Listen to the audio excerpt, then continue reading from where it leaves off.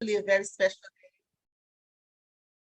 Good evening, everyone, members and guests. Today is a special event. We have, I would say, a packed house. We have about 9 or so 10 guests who registered, and then about 14, 15 or so members. So we're hoping to have a great time with Rachel, as you guys been noticing through social media. Today's topic is basically time management, working projects with aggressive timelines.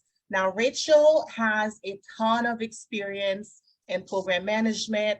Her industry is, I believe, the healthcare industry, but she's well-versed in all the, I guess, the agile methods, the waterfall methods. And today she's gonna show us some tips or give us some tips and tricks from her experience to help us manage our projects better. And I would think this should translate into our personal lives too, because we try to give you guys information to help you be more well-rounded. So Rachel, if you want to go ahead and get started, that would be great, because it's about 6:05. And one more thing, Rachel has agreed to take questions along the way. So if you have a question, if you're too shy, I understand. You can DM me and I will ask it for you. However, I would like for you all to be free and comfortable. So go ahead and put that in the chat.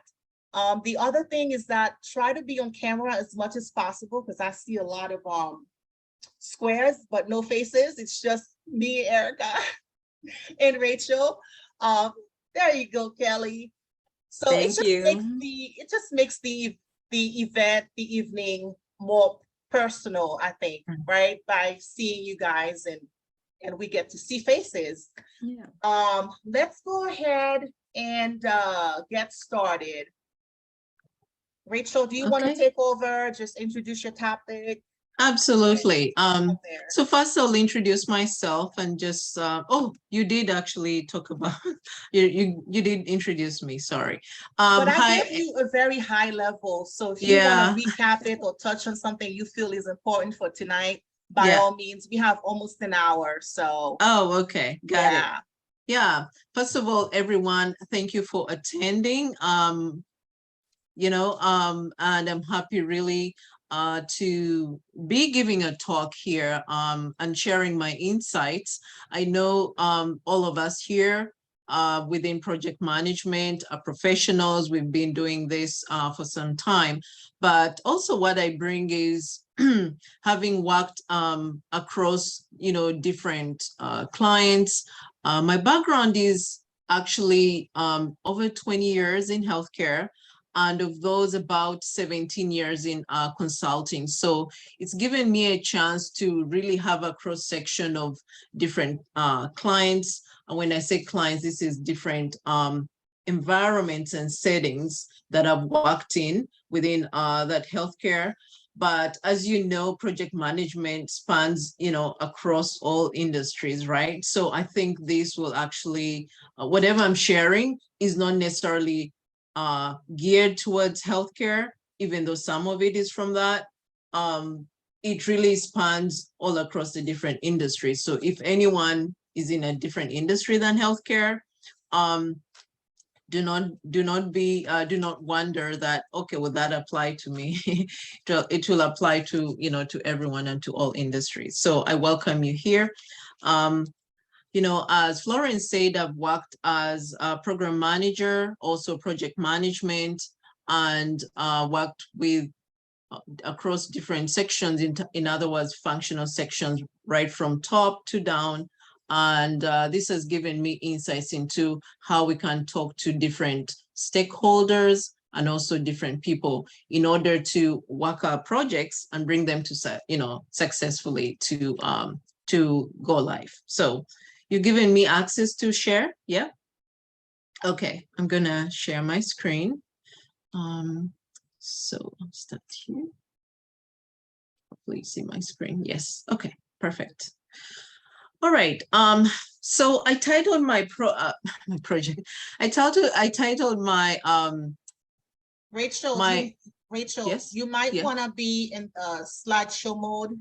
Oh, okay. Yeah, yes. Right there. Okay, perfect. Yeah. Yay. Perfect. All right, so I titled my, thank you, Florence. So I titled my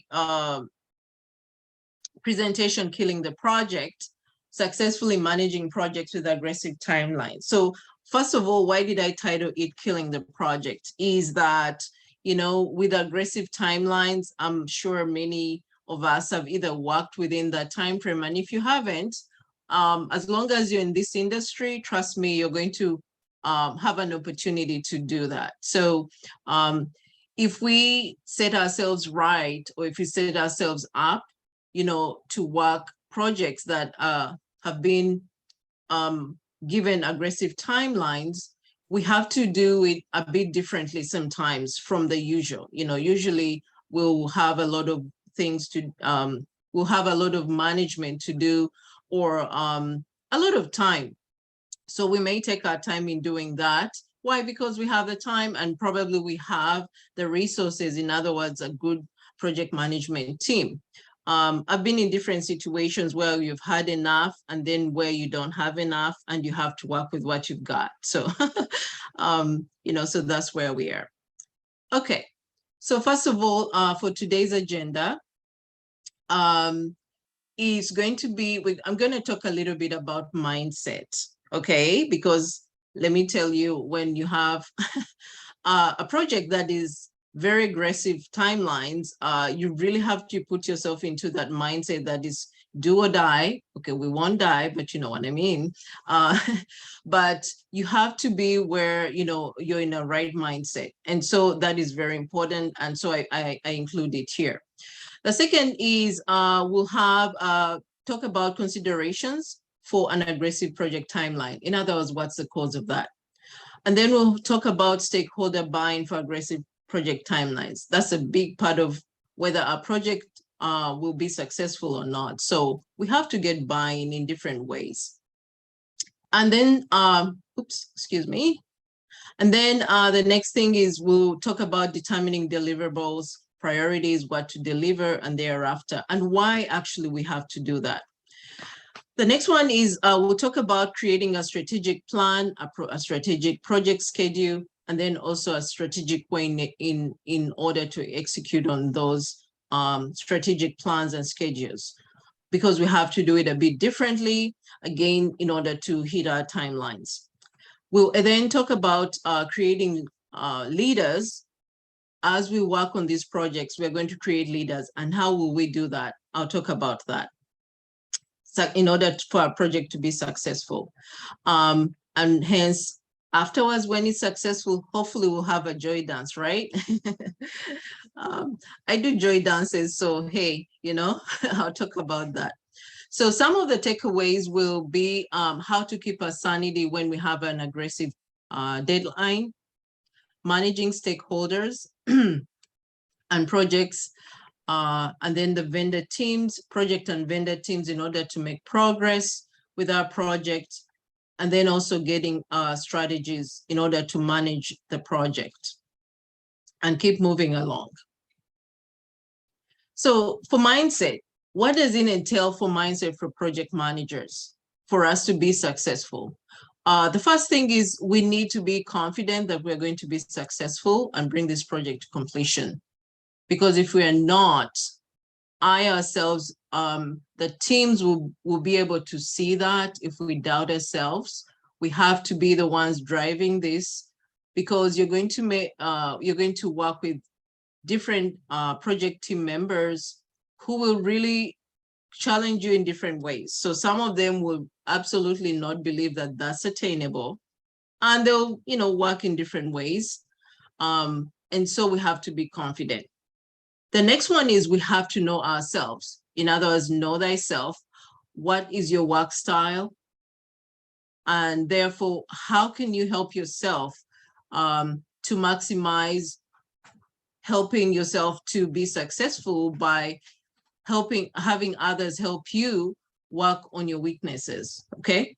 In other words, if we know what our weaknesses are, how can we help work with others to help us with that? And by weaknesses, I'm not saying necessarily that we have faults, but then we all do, right? Everyone has, but it's more so that what are some areas where you're strong within project management and others where you can use or delegate to team members that may be strong in those areas, okay? And then the other one will be that we need to remember and remind ourselves that there will be issues no matter what. So if we go with this mindset that there's going to be issues, we'll set ourselves up to be successful because we won't be shocked, we won't be surprised when these issues come up, because they will always come up no matter what in project management. And then we also have to be able to, you need to, more than ever, oh, this item here, I didn't complete it, but I think what I was trying to say is that we need to manage, the next item, we need to manage team members personally, but then collectively. By that, I mean that we need to manage team members according to their personality, okay? But then also collectively, so that they don't feel that we are picking on them, they don't feel that that we are not giving them enough attention, okay? Because there are those who need attention and those who may not need that attention. So we need to do that. Now, there may be times when we don't know necessarily what, you know, the personalities of everyone are, because we can't know everyone in the organization. This really will depend on how big the project is that we are working on, that is aggressive, with aggressive timelines. And so that is where, you know, we as a project manager have to gauge and see, you know, if it's a small team, absolutely, we're going to know everyone. If it's not, I'll talk about the ways as I go along of how to help yourself actually manage those kinds of people, because you use other people to help you manage them, okay? And then last but not least, we have to remember that this too shall pass, or we are going to finish this project no matter what, okay? As long as we follow our timelines. All right. So what are some of the considerations that make a project have an aggressive timeline? So one of the things that would do that, can you excuse me for a minute? Dave, can you get me some water? Some water, please. Thank you. I'm sorry, guys, I had to. Okay, let me resume. All right. Okay. Sorry, I had to get some water because I usually cough and I forgot to get my water. So anyway, what are some of the considerations for our project timelines? In whatever area that we work in, you're going to find that there's going to be reasons that will create project timelines. These are just really a short sample, a simple list really, but you may have other reasons that maybe you've come across, but the main ones are going to be usually federal mandates. In healthcare, this is a big thing.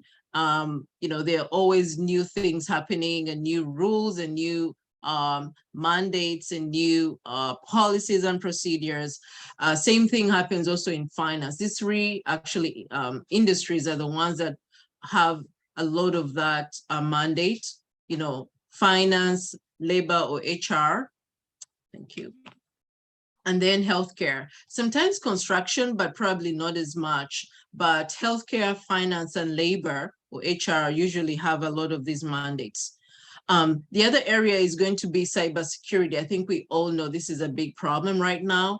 And here specifically, I gave an example of healthcare. If anyone, you know, works also in healthcare, in around 2012, there were all these ransoms going on where some people were, you know, hijacking the healthcare systems or the healthcare data or healthcare patient data. And they were asking for money. And unfortunately, the hospitals had to fork over that money or give it over in order to whoever these cyber thieves or thugs had to release that, you know, the patient systems or the patient data. So those are some of the things. So the data security breach or violation. And then we have recalls. wow, this is sensitive. I'm sorry. I'm touching just a little bit on my mouse and then it moves. I have to not touch that. Okay. So, and then we have recalls. So recalls may be product recalls, failures, injuries, and we've seen that this could happen in cars, in the car industry. The other one we have could be mistakes or possible that caused really possible human deaths or human cost, especially in the construction industry or where we have complex projects. This could be things like bridges or tall buildings. And then we have many others, you know, that may not be listed, but could be part of this. Some of them may be actually specific to that particular company, the particular organization, where sometimes that they're trying to actually reduce costs. And the quickest way to reduce costs for a project is really to squeeze the timeline or contract that timeline to where you are forcing people to work long hours or forcing them to deliver on this project much quicker, even though they're very aware, they being the senior management, that really it's a lot, but they'll do it sometimes to cut costs. So then what I want to talk about here, oops, I'm sorry. Okay, consideration. So I'm gonna just go over to my other work. I hope you can see this. So let me just go in here. I'm sorry I had to do this. So I'm gonna just show you from here and here. Okay. So what do we have to do? Let me just go back a little bit. I think what happened is here. Okay. So in order to do that, then what do we need to do? We need to get a project stakeholder buy-in. And so the first thing I would like to do is to define who a project stakeholder is. A project stakeholder is anyone who is a person, a group, or an entity that has an interest in a given project, because this project may affect them in some way, or they may have a perception that they'll be affected by the decisions or activities or outcome of that project. So that is usually right from senior management up to the end users. Those could be our stakeholders. And the stakeholders fall into two types of categories. They may be external. As you see, they could be vendors, they could be investors within the company, they could be consultants, you know, people that have been brought in to help with the project. They could be customers, clients, or patients. They could be suppliers, you know, of some sort to the organization, and also the government itself, if it entails the mandates from the federal government. So those could be the, Rachel, yes? I think your slides stopped moving. Oh, I'm sorry. Okay. Yeah, you want to be in slideshow so we can see. Yeah, I was showing you this. I had to change it to this. Okay. So Oh, your Word document. Okay. Yeah, to Word doc. I had to change it to this. So just going back, sorry guys, this is the two categories that the stakeholders may fall in: external or internal. So as I'd said, the external involve, you know, vendors, investors, consultants. They may be customers, clients, or patients, suppliers, and or government. And then also for internal, there could be senior managers who are in the CXO, you know, suite, which is CFO, CIO, CEO, and any kind of CX, you know, person, chief functional officer of a certain area. Okay, directors, managers, executive managers. And then they could be also company owners if it's a company of some sort. Especially we have many other people. All of us are from different areas out there of industry. Then it would also be the project manager, who is anyone managing the project, a product manager who is managing a particular product, and then the project team as a whole, the people who would be working on the project. And then we also have employee and or end users, okay? So having said that, what then would help us to get stakeholder buy-in. So I'm going a little bit more in stakeholder because it's very important for us to manage stakeholder, which is stakeholder management, while at the same time really working with them to get that buy-in, to ensure that because the project is with aggressive timelines, that they're going to support it each and every way, okay? So having said that, one of the best ways is, as a project manager, it's always very good that we get with the stakeholders who may be the sponsor particularly, okay, to work with them and determine what are the main items that need to really be delivered without fail. Because when you have an aggressive timeline, we have to prioritize what needs to be delivered. Otherwise, if we try to deliver everything, we may fail. So the best thing is always, as a strategy, find out what you need to deliver and then put the rest of it on the back, not necessarily the back burner, but have it, for example, in the log file. If you're going to use Agile, if you're not, just have it in a different phase. So having said that, we'll determine who our project sponsors are, and then all the executives, and then we talk to them and prioritize the deliverables. Once we do that, we're going to see, begin to see where each stakeholder will stand. When I say that, as in standing, that means that how are these stakeholders interacting with this project? You're going to find that different stakeholders are going to be with different interests. There are those who will want you to fail. There are those who will want you to succeed. And there are those who will care less. You know, whatever happens, I'm just here for the ride. Just tell me and I'll do whatever you want. Or I'm just going along for the ride. So we have to really understand that. So going along that route, in order to get that stakeholder buy-in, it's very good for us to do some kind of analysis. We need to list who, especially when I hear what I mean by stakeholder, mostly I'm meaning who the senior staff are, senior management, but then also on the team itself, who will be working on the team, the project team, and therefore seeing who really that you have to follow up depending on what their interest is. Because some people won't want change, especially if it entails change. Some people you're going to have to handhold. Some people you're going to have to follow up more so than others. And I'm going to talk about those types of people and how we can manage them. So the first thing that we need to do is determine, do an analysis of your stakeholders. Why? Because it helps us to determine their interest in the project. In turn, this will help us to determine, especially if our project will be a success or a failure. And I think all of us would like our project to be a success.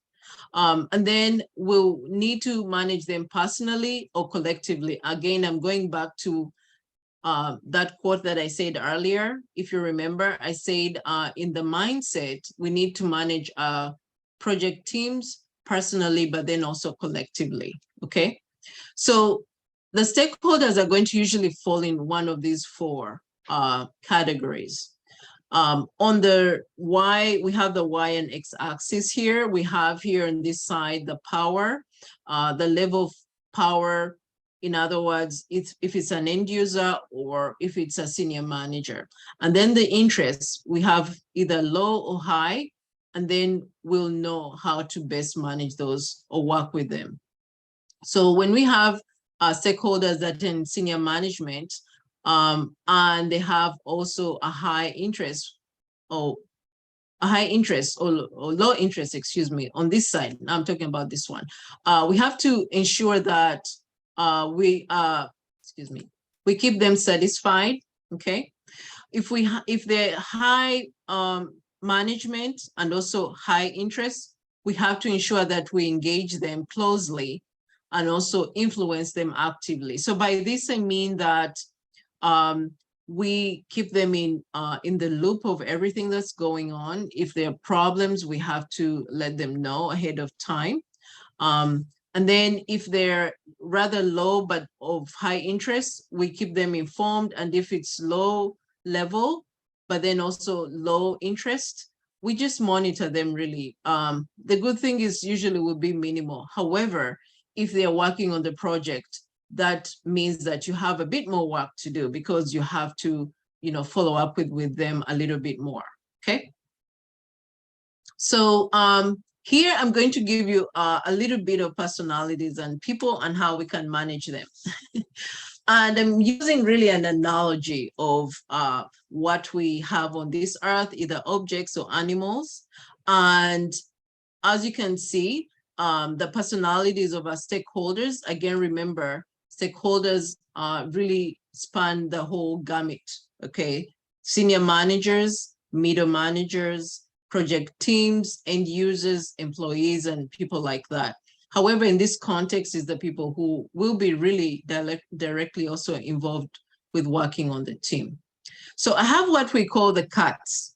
They have periods of lapses and then bursts of activities. These kinds of people or stakeholders, you want to keep them on task and you want to keep them involved. Otherwise, they'll go to sleep, okay? And then we have those that we call the clams. They may lack confidence and at times they may be non-responsive. So even though they may know their stuff, okay? So what we can do to help them is you really not kind of put them on the spot. They usually may be shy, for lack of a better word. They may not be necessarily lacking confidence, but they could be shy also, or they could be lacking confidence. All of that falls within that realm. So we have to use open-ended questions when talking with them or working with them, and then also giving them the opportunity to help out. For example, if you have a one-on-one with someone like this, a clam, when you talk, maybe you say something and they say something, you have to be comfortable with a period of silence, for example, and then you give them that opportunity for any way that they volunteer some help or input to come from them directly so that they don't feel forced, and also that they feel that they're having some input, they're being involved. Then we have those that we call the tanks. They tend to be aggressive and they may want to argue. So the best way to work with these kinds of people is talk to them calmly, because when you talk to them calmly, they'll be calm. They're also the types of people that you really, from a communication standpoint, that you have to diffuse their aggression. So if they either send you an email or talk to you aggressively, I'm not saying that we let them step all over us, but rather we have to take time before we respond. It's up to us. Because if they come with aggression and we answer with aggression, it won't be a good outcome. So anyway, we have to talk to them calmly and then find what their needs are and work together with them to help resolve those needs. The ostrich, these are people who usually may put their head in the sand. They may not tell us if there are problems going on. We may only get to know about them later. So the best way to work with them is to keep them involved and ask for their opinion in their area of expertise, so that they feel also that they're having input and they're being involved. A sniper is someone who is not happy with change. They're also not invested in the project success. So we need to get them involved. We need to ask them for their input. At the same time, we have to be comfortable at times to have those private discussions offline, outside the meeting, because many times they will really voice their dislike of this change or the project that's going on. Or what happens is that they may actually really be negative about the whole thing, the project and the discussion, which really can translate into having this negative energy, especially in meetings or with other team members, which is not a good thing. So we have to be able to have private conversations with them. If we see that coming, we tell them, hey, let's have this offline, this discussion offline, especially these days we are very virtual. So that's another way to do that. So we have to cut that in the bud, not aggressively, but be assertive with them. The next type is someone we call the clown. They usually, they tend to to not take things seriously, responsibilities. They also may not deliver on time. And what we need to do is to give them clear expectations, and we need to check in with them often, okay? The last one, but not least, is the procrastinator. These are people who may tend to push things off until later, or to do them last minute. So what we need to do is be direct and give them guidelines and deadlines, and then also check in a bit often more with them. All right. So what I'm going to talk about now, once we know how we need to work with different people, so how then can we do the work of the project? So one of the things that we need to do, since we know that we have the plan and schedule within the timeline constraints, what we need to do is, since we've determined by now what are the items that need to actually go live, what we need to do is phase our project. By phasing, I mean that we have to work with of course, they have to give us approval. All of this, by the way, the project sponsors, which are usually again senior management, we have to work hand in hand with them. Okay. Before I go ahead, does anyone have any questions? I'll just stop here for a minute. I do. I love that list, the personality list. Mm-hmm. I was surprised though there isn't one who would be more like the evangelist, the one who wants to be at the forefront, who's it's not the project manager or the product manager. Yeah. It seems like there's one personality that was missing from the list. Yeah. And okay. also, can somebody have multiple personalities? And if you have multiple personalities, how do you deal with like 3 people in one? How do you handle that? Yeah. So tips. Absolutely. So that's a good point. I think in this, probably what I was talking about are probably the ones who are the saboteurs, more so than the ones who would be more positive. But I'll add actually the evangelist. Thanks for pointing that out. I'll add the evangelist, because yes, it seems so negative, but I really wanted to talk about mostly those who seem saboteurs. Gotcha. Yeah, as from us moving forward. But absolutely, the evangelist is someone who's going to be there for you. These are usually the positive ones, right? Those are the people you want to actually really, I won't say represent you, but you want to have them really in your back pocket. Like you want to treat them. I'm not saying you don't treat the rest of the team well, but these are the people who really have your back. They are going to be, like you said, an evangelist, really talking about this project in a positive light. And I think actually they play a big part, which really is to help have this positive spin on the project, and what, especially if there are changes, what may be coming. Okay. I do see the chat. I'll check on it later. Let me first answer the second question. So the second one was, how do you work with someone who has a multiple personality? Listen, the best way is to work with which personality is showing up at the time, each time. Okay. So if at one point someone maybe, let me just go back here for a minute. It's not easy. It's not easy being a project manager, because I kid you not, I think we've all had, as a project manager, first of all, there's so many roles that we are doing. Okay. You're a negotiator, you're a diplomat, you're doing diplomacy, like you have to keep your mouth shut for sometimes, right? Even though you want to say something. And then at other times, you have to be the assertive person. You have to be accountable, and you have to show that.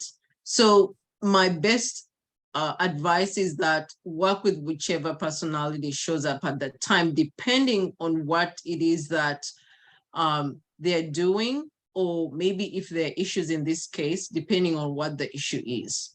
That's the best way that I would really do that. Because you can't look at the person and say, okay, this person has 3 personalities. you're going to just be spinning your head in, like, who do I talk to? What do I do now? I think the best thing is for us to act accordingly to what is showing up, depending on what maybe either the struggle or the issue is, and address it at that point, with that type of resolution, so to say. Does that answer your question? Yes, it did. Thank you so much. Sure, no problem. I'm gonna check in the chat, but does anyone have, okay, let's see. Someone is having dinner, self-report. Oh, that's what you're addressing earlier. Okay, sorry, I didn't realize that.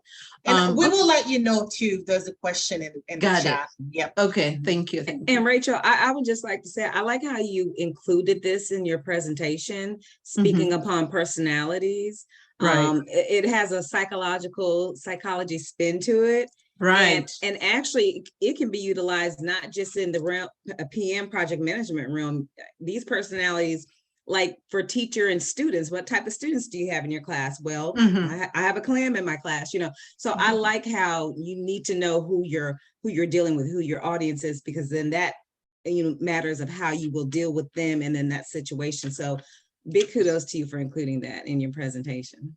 You're welcome. Absolutely. Listen, this has come like so many times, and I'll talk a little bit more later, you'll see, but oh my goodness. And I'm thinking, I think we all have dealt with this, not just in even in everyday life. And listen, I wrote, just, I think yesterday, the day before, I wrote a piece, an article on LinkedIn. I hope this is okay because it's being recorded, to go off topic a bit, but it's on topic, that life is a project. I kid you not, right?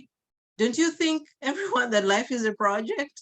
Because we're doing something different all the time, expecting a different outcome. I mean, we have our routines, right? But then sometimes, depending on where we are in life, either career or our homes or our children or something, we have to do something, different, not necessarily that we want. Sometimes we are forced to, right? So by saying that, I'm saying that, yeah, this really applies almost everywhere, in all industries, and even other people. But it's so true, so I'm glad that you like that, because that has been my experience, especially when you are on a project. I'll give you an instance, just one. Working on a project, this is I'm working with a manager. She's a stakeholder big time. Okay, she is so disengaged. The project has started. I'm like, okay, this is due. She's like, what? I didn't know the project started. We just had a meeting. We had a kickoff meeting. She was invited. In fact, she was invited every time, but she hardly came. So I made sure that someone, in her place would be there eventually. But it surprised me that someone in that position was like, I didn't know the project had started. I was like, huh? So where I'm going with that is, you have to work with people, because they will surprise you. They'll surprise us, things like that will come up and you're like, what? I can't believe it, but it's true. They want to wear. So, we have to find what works. Okay. So, okay. Anyone else have a question? I didn't see anything else. Okay, perfect. All right. If you do, please feel free to ask. I will. All right. So I'm going to talk about here how we can plan and schedule, our projects. So I'd started on phasing our projects. How do we phase the projects? Probably you've worked on that. I'm thinking some of this might not be new in terms of the phasing of the project. But the best way really is when you have an aggressive timeline project, you need to phase it the best way you can. If it's just one thing, one small thing, yes. But if there are several things that are included in it, my best advice is make sure that you determine what are the really, really urgent and most high priority items that you need to deliver and then keep the rest in the next phases. So phase 1, for example, I was giving an example here, would be those that are most urgent. Having said that, I'm gonna just go back here for a minute. So say, because I talked about, where is it? I talked about where we have, yes, cybersecurity. I mean, there are others, yes, but cybersecurity, I mean, we've had so many instances of this in entertainment industry, in Hollywood, in healthcare, in finance, and some of them don't want even people to know, and some of them actually are really, unfortunately, they'll get big, what is it called?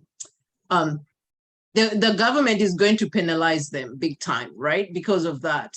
But at times, some of them have done the best they can, but still this stuff happens. So for example, I wanted just to give like cybersecurity. That is something that one has to jump on very quickly, especially if data is being held ransom, so that is where like you have to determine quickly, what do we need to deliver very quickly, okay? And then anything else can go next in the next phase, but we need to either patch something or, remove something, the cyber malware or something like that. And so, those are the types of things that we have to determine that are most urgent. And then we create the next phase, the next priority, and that kind of thing. So we'll do the same thing, that whenever we create a phase, it's best to create also a milestone. And the milestones are such that they'll help us really to break this project into segments, okay? And by segments, I mean that you will know at least, okay, we've, in order to get this deliverable at this stage in the project, we need to first do this task or deliver this type of deliverable. And then that will help in order to move things faster. Why? Because as I say here, we have to determine what tasks and activities may not have dependencies. Sometimes in some industries, some of the projects have a lot of dependencies on things. I'm in healthcare, and I know that is a big, one of the good example of that. But then also there may be other, industries that have that. For example, I think finance has that. Construction is another very, very big one, because you can't start building up if you don't have the foundation, as an example also. Okay, but there are things that could be done. I'm going to talk about construction because I don't want people to think that I'm only talking about healthcare. Construction, let's talk about construction as an example. And I have around maybe 15 minutes. So I need to get finishing. So as an example of construction, as I think we've seen lately that they've started where they're building some aspect of the house off-site, and then they'll bring it and assemble it and put it up. Okay, so those are examples where they could build some part of the house off-site, and then they just bring it and really just put it together essentially, so that things are faster. Especially in this time where supply chains are really going through some difficulties. Okay, so as we do that, when we determine that, we then create a project plan where the tasks are parallel, that don't have dependencies. And so we have people, a team working concurrently, okay? One is doing one thing, the other is doing, someone else is doing something else, so that by the time either the milestone happens, the deadline, that we're able to hit the deadline quicker, rather than going, sequentially, so to say. Okay, so how do we do the assignments for the task for execution? This, I wanted to give you a tip that the best way is you're going to use the project leaders to lead those projects. Okay, as much as we're doing the work of managing, we have to put those people in those leadership positions. So here, I call this creating leaders out of the project. Why? Because either they're going to be, I talked about here leadership, they could be managers, but then they could also be like analysts, for example. You get an analyst who's maybe a SME. By SME, I mean subject matter expert, okay? And you put them in leadership positions so that they lead the rest of the team. So how would we do that? What we'll do is delegate, but do it differently. So for each functional area, a functional area could be a department or a particular area that, you know, delivers something within the organization. We're going to determine a person that we can put in that position of leadership. This person could be actually a manager or a director or someone like that. And then we'll let them actually create the teams that need to do the work. Instead of you belaboring and say, okay, who's going to do this?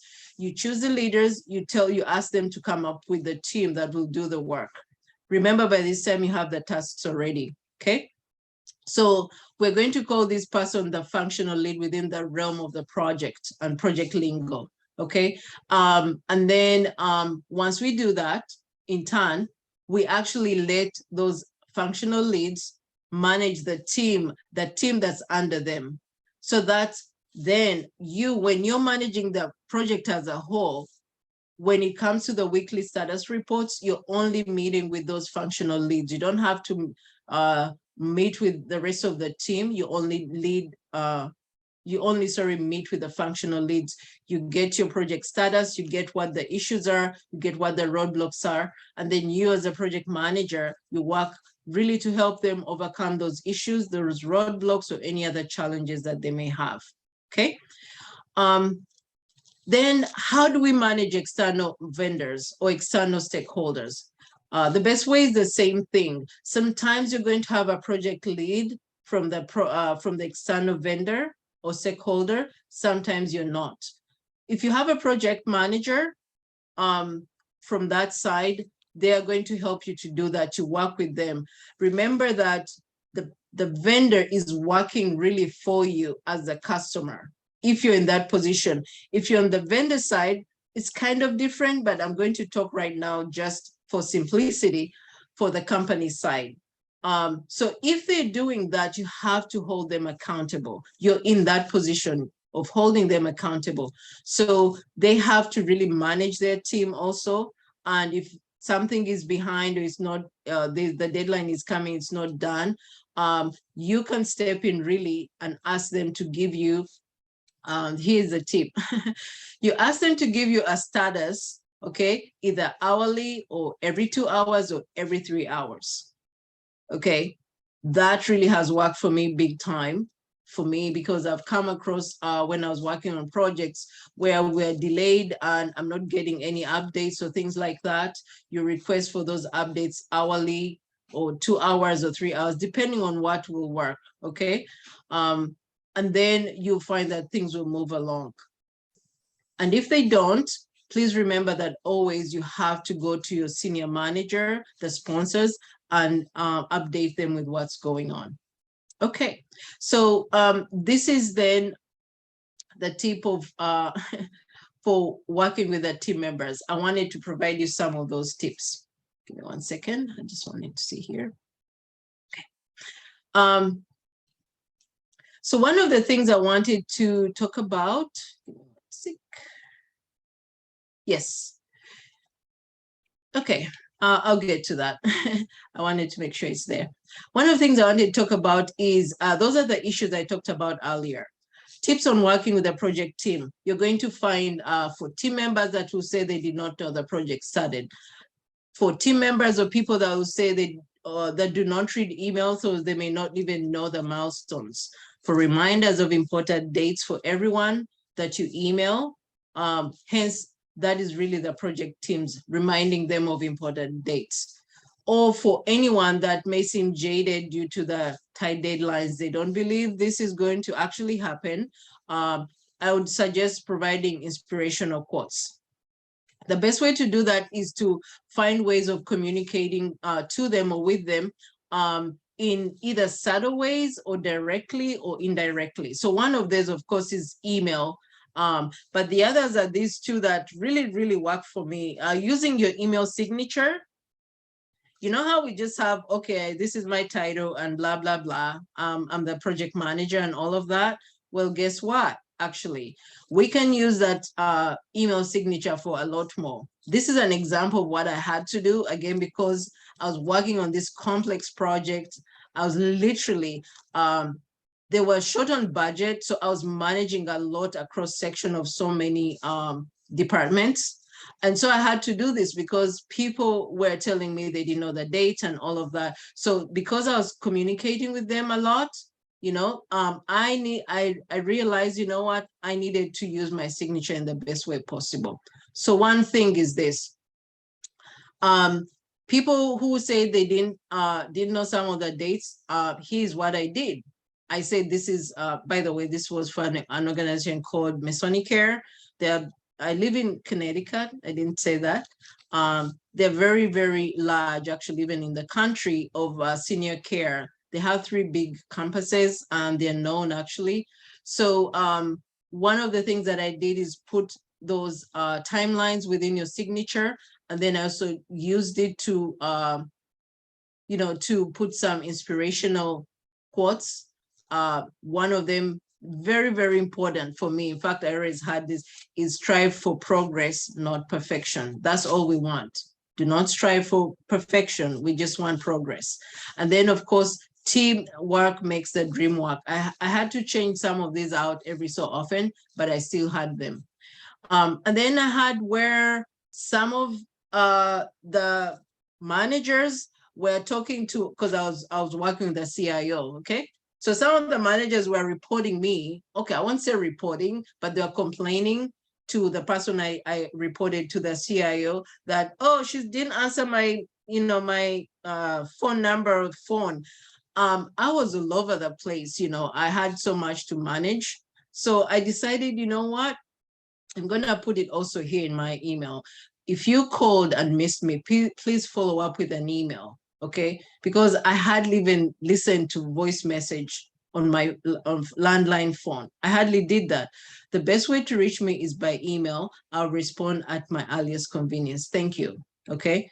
The other thing is inspirational quotes, like plans are only good unless we immediately, unless they immediately degenerate into hard work, by Peter Drucker, okay? My name was under this, but I had to cut that a bit short. But yeah, use that email. You can use it for a lot more, really. The second thing is work with usually the communications department, wherever you may be, or if it's a small organization, you can literally work with someone, maybe in marketing, actually, it's usually marketing, and create posters that you can post in different areas within the organization where employees can see them.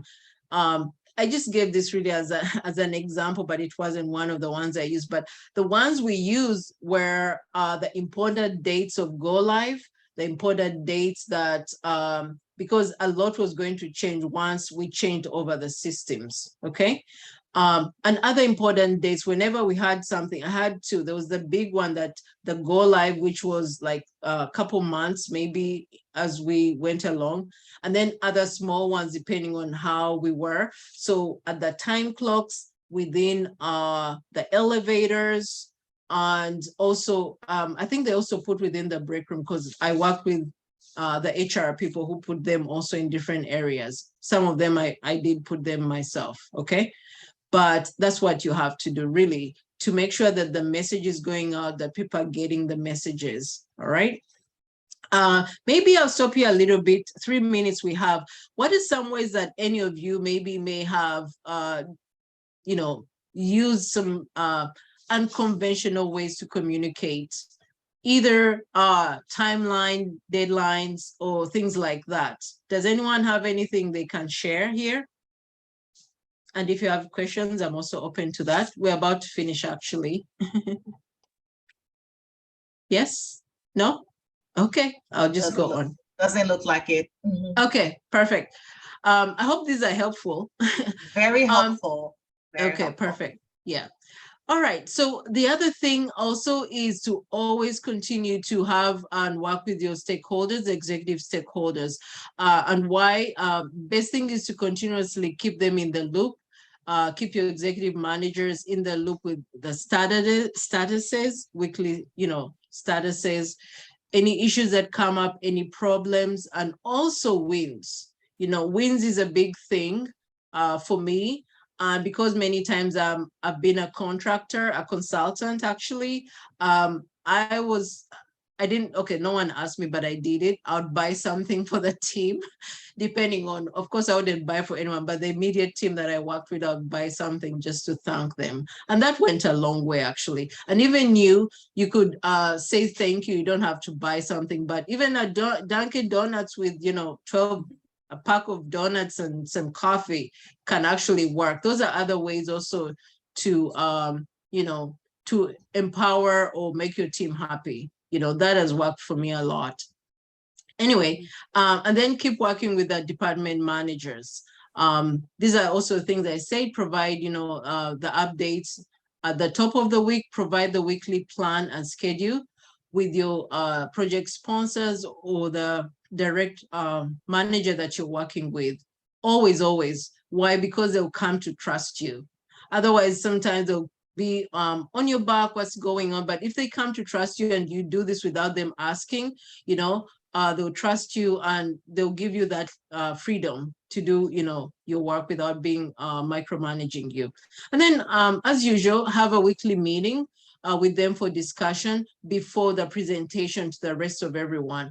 If you're someone who maybe is going to present to a steering committee, these are really the CXOs, CEO, FO, and any others, or directors of departments or things like that. Have a meeting with your direct sponsor that you're working with before you present it, because again, they'll feel that they're part of the loop. They'll feel that they need input. And many times also, they have news that you may not know that they will loop you in, that will help you as you go along. Okay. All right. So that leads to, building that executive support and trust. And so we come to the end. I'm going to just finish here before, we end. As she said, you will report for yourself. It goes under the triangle. Remember, it changed from this one to that one, right? The new version. So ways of working is what this will fall under. All right. So I hope this was helpful. This was. I don't see any. Someone has one. additional Francois comments. Sanders said something in the general comments. I think she said the Rouge agent makes decisions without consideration of policy. Oh, I think that was when procedures. we were looking at the personalities. I think Yes. that's what this was about. Yes, I was offering up the other stakeholders that I usually run into is the rogue agent. It's the one who makes a lot of decisions in a vacuum, only concerned about their project or their work stream, and doesn't really take guidance from the policies or guidelines. I usually call them the rogue agent. Good. That's a good one. I love it. Yeah. Yeah. Like Thanks that. for sharing that. Yeah, that's another one. Yeah. Those are the ones who usually, so that would fall under the one who usually is doing their own thing. They, they really don't care. I won't say they're a clown, but they're probably, I won't say they're not serious also, but probably it's a bit of a combination, right? Yeah, they're a little tactical and a lot more political in their decision makings on how they strategize when they do that. Yeah, exactly. Yeah. So that would be a combination where they're doing their own thing, even though they should really put you in the loop, and they kind of get you how can I say, they kind of get you off guard, because it's like, okay, I didn't know about that. When did that happen? Yeah. So anyway, that's our presentation. I hope this was helpful. And I really wish you the best. If you have any project that has any any project that has any deadline, aggressive deadlines, and that some of this will be helpful for you. And I can be reached at this information if you need me. I also provide some training for project management. If you're someone who wants to maybe get a little bit more there are different, trainings that I do, but this is a little bit about me. But if you have any questions, I'm still here. Great. And to the Rachel, I have participants, a we're going to question. send a survey in what, 24, 48 hours? Yes. To the participants. So just look out for an email for that, Right. everyone. Right. And then the PowerPoint presentation, we will get that PowerPoint, right, Rachel? And then we Yes. can share it with everybody. Yes, ma'am, you will. Okay. Yes. Once we have it updated, we'll pass it along. Yes. Any Thank other you. questions? I don't think I saw anything else. I think we pretty much are at time. We're 3 minutes past 7. Yeah. Rachel, thank you so much. Erica, Thank you, everyone. John, our members, our guests, thank you. I will be in touch, and hopefully you guys will join us again next month for our professional development day and other events that we have in the future. So follow us on social media, keep, stay in touch with us so you don't miss our events or programs for the rest of the year. Thank you Anything so else? much. Yeah. Thank you, All right. Florence and Erica, for having Thank me. you, And Rachel. it was great to talk to all of you. Thank you for being here. I hope this was helpful. Yes. All right. Bye, Thank you guys. so much. Bye. Mhm.